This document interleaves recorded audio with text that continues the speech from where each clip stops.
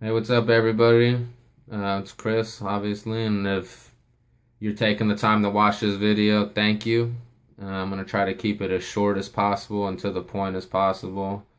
Um, this video is gonna be about everything that's been going on recently with it seems, epidemic of police brutality that I wake up and I see a different video or a different story every day on my timeline, on Facebook, on the news, wherever, about some unarmed person getting abused or even killed by police.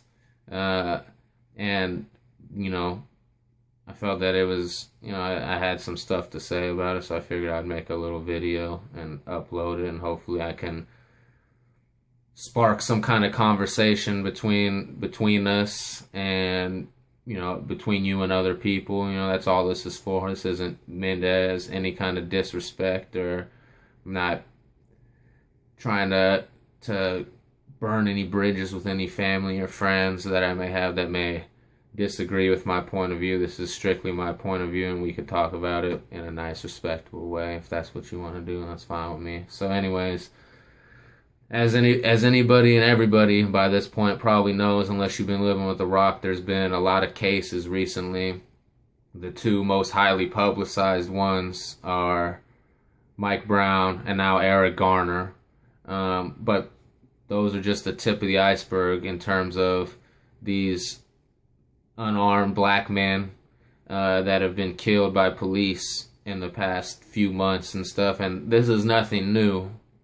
Most especially in the black community. This kind of stuff has been happening for a long time, but now, it's getting a lot of media attention, and it's getting a lot of people across the country riled up, and there's been protests. There's been some people rioting and looting, which personally I'm not for the rioting and looting where you're destroying businesses and stealing, but I have absolutely no problem with people out there marching down the street and shutting down the freeway and doing all these things, because that is the foundation that this country was built on, and if that's the only way you can get attention to your cause, so be it.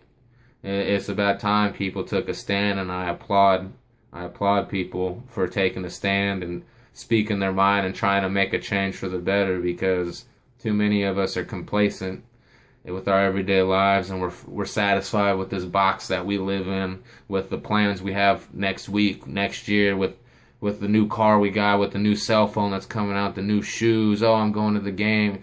We all have these plans and this life that we have set up for us, that anything from the outside that threatens that or challenges us to change the way we think and to change the way we live, a lot of us dismiss it automatically as doesn't affect me. I don't want nothing to do with it.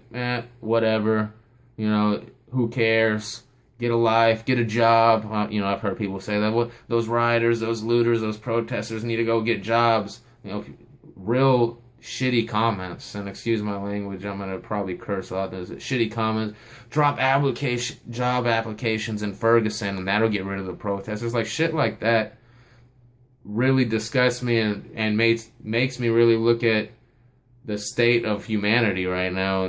My generation and the generation that's coming up is like, hey, are we screwed? Like, unless we do something to change drastically, things are gonna get a lot worse. And this is just the beginning. Believe me, it seems that it can only get worse from here, the way that we're going. We really have to take a step back as a society and start making some positive changes within our own communities and within the overall grander scheme of things, if we really want to get to the kind of life that we all should be living. So you see all these cases, you see all these stories and all these videos and pictures online of, a 12-year-old boy, Tamir Rice, who was shot in the park by a police officer because he was suspected to have a gun. Turned out to be a BB gun. And, you can get into, oh, the officer felt threatened. Oh, he should have did this. He should have did that. At the end of the day, the bottom line of it is that a mistake was made. A 12-year-old boy is dead because He was shot, in my opinion, very prematurely. This kid made no threat to the officers. They didn't even give him a chance to put his hands up, drop the BB gun, tell him it was fake, anything. It was damn near a drive-by. And it's on tape. Go watch it. Go watch it and see for yourself how that situation went from 0 to 100 instantly. Now keep in mind, this isn't a school shooting. There's no dead bodies laying around. There's none of that. So the police had no reason to run up and instantly have the mentality that, shit, we got to get rid of this situation right away. You know, they had no attempt to de-escalate the situation. You see stories all the time, and a lot of times it's with white people who literally assault a police officer. Look at all these actually active shooters. The dude who shot up the movie theater, you know, that guy was alive. That guy killed people. And he was taken alive and put on trial, and he's in jail right now. But a 12-year-old, suspected 20-year-old in a park who hasn't hurt anybody is shot on the spot? And there's nothing wrong with that. Nothing? Okay. I don't understand. I do not get that point of view at all. People want to make all these excuses and apologies and, well, you don't know what it's like.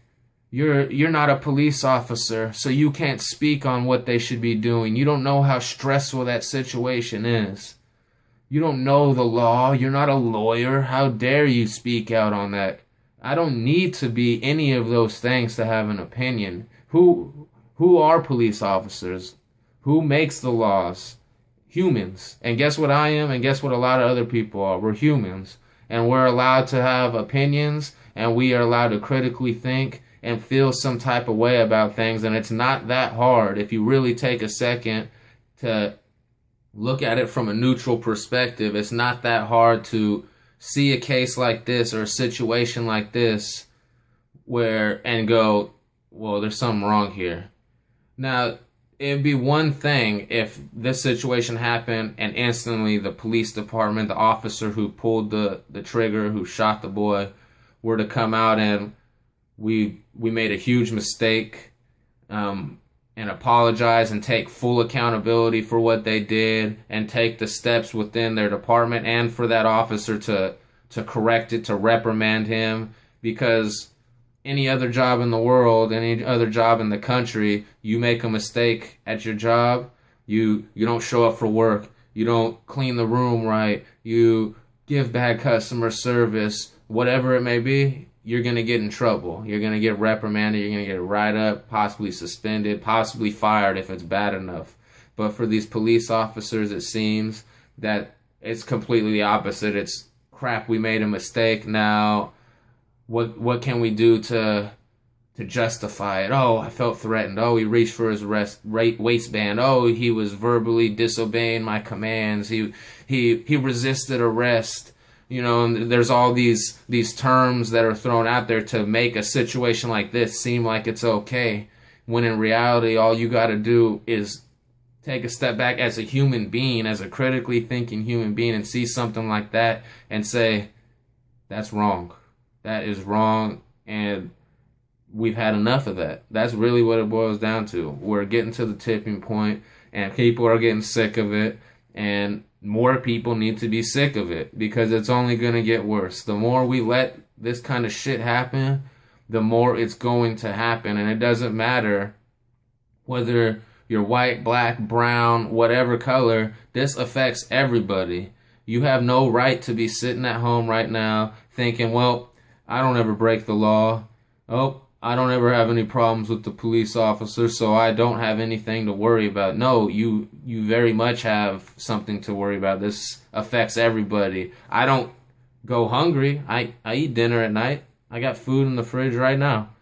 But does world hunger affect me? Yeah, it does. It definitely does. Does droughts in other countries, while not directly impacting my everyday life, does it affect humanity as a whole? Is it wrong? Do we need to figure out a cure? Yes, we need to figure out solutions to these problems, and police brutality is no different. Don't fall into the hype of, Oh, they risk their lives every day. Oh, it's such a dangerous job. Oh, you have no respect for them if you question them. That's not true. That is not true, and don't buy into it, because police officers sign up for the job and they know it full well what the job entails when they do. No police officer signs up thinking that he's not going to be putting his life at risk. And I'm not trying to play down the risks that they face at all. I have great respect for the officers that, do their job the right way and that help keep people safe and who help people and things like that. I have no problems with that. But that doesn't mean that you're immune to criticism. And that doesn't mean that you are above the laws that you're upholding, that you don't get to be put on trial or punished or your actions questioned by people. That's the misconception a lot of people have. How dare you question them? How dare you have a problem with the way they handle a situation? Are you kidding me? If I'm not mistaken, the taxpayers are the ones who technically pay these police officers. They are there to serve us, not the other way around. But it seems that the way things are going, that it's looked at differently. Now we're in service to the police officer. We're in service to the authority. We're in service to the government. We're in service to these people who back in the day, were supposed to be serving us and looking out for our best interests, which obviously isn't the case. I seen a video the other day. This happened in 2010. A little girl, I think 10 years old or something, was laying on her grandmother's lap in the house when police, a SWAT team, raided the house in a drug bust. I think it turned out to be the wrong home. And they ended up shooting the little girl in the head and killing her. The excuse was the officer was flashbanged by his own member of his team, and the grandmother who had the girl on her lap either reached for the officer's gun or hit his gun, and out of not knowing what's going on because he's partially blind, he fires his gun and shoots this little girl in the head and kills her.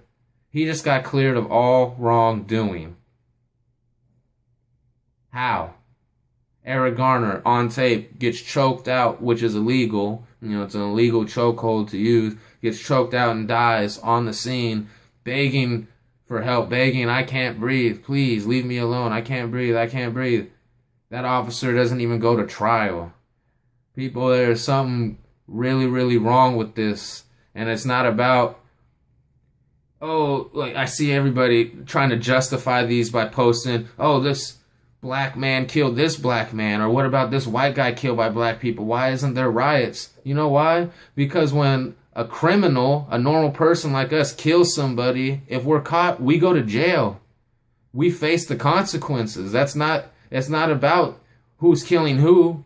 It's about how they are above the law and they're not getting punished for it. It's borderline racist to throw that out there. Like, there's so and so many white people killed by black people every year. You don't see us rioting. That's fucking retarded. Get a grip, man. Get a better argument than, white people are killed by black people all the time and black people kill black people. Shut the fuck up. Seriously. And I'm sorry if that offends you. But if it offends you, you're probably one of the people posting that bullshit. Get a grip. Police officers are not supposed to do what they're doing. People aren't supposed to kill people, let alone when your job is to protect them.